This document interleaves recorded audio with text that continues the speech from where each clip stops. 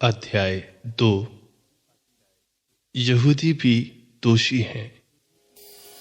इसलिए दूसरों पर दोष लगाने वाले, तुम चाहे जो भी हो, अक्षम्य हो। तुम दूसरों पर दोष लगाने के कारण अपने को दोषी ठहराते हो, क्योंकि तुम जो दूसरों पर दोष लगाते हो यही कुकर्म करते हो। हम जानते हैं कि ईश्वर ऐसे कुकर्म करने वालों को न्यायानुसार दंडाज्ञा देता है।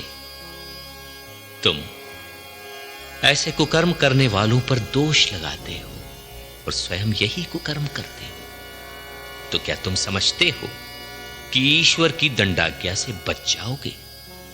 अथवा क्या तुम ईश्वर की असीम दयालुता, सहनशीलता और धैर्य का तिरस्कार करते और ये नहीं समझते कि ईश्वर की दयालुता तुम्हें पश्चाताप की ओर ले जाना चाहती है? तुम अपने इस हठ और अपने हृदय के अपश्चाताप के कारण कोप के दिन के लिए अपने विरुद्ध कोप का संचय कर रहे हो।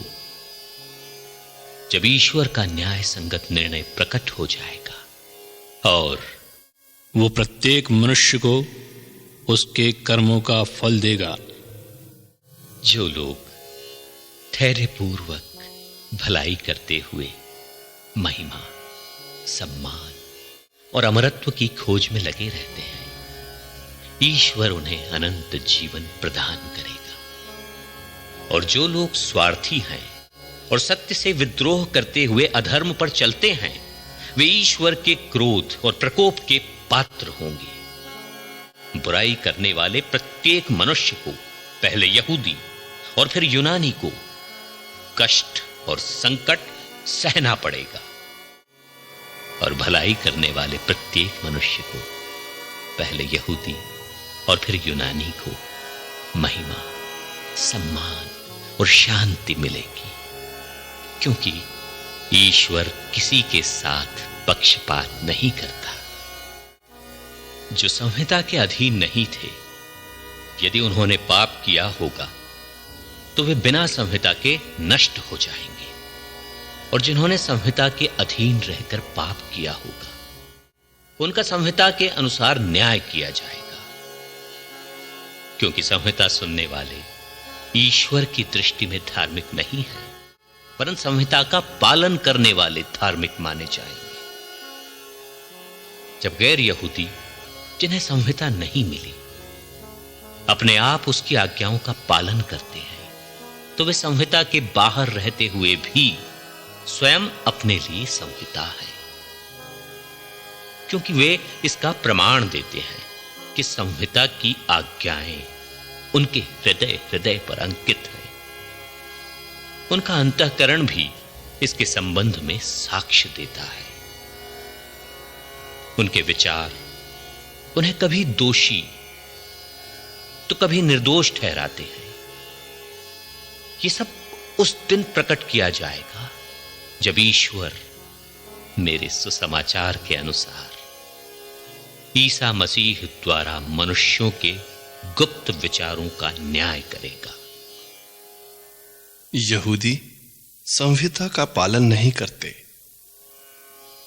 तुम जो यहूदी कहलाते हो, संहिता पर निर्भर रहते हुए ईश्वर पर गर्व करते हो, उसकी इच्छा जानते हो और संहिता द्वारा शिक्षित होने के कारण नैतिक मूल्य पहचानते हो।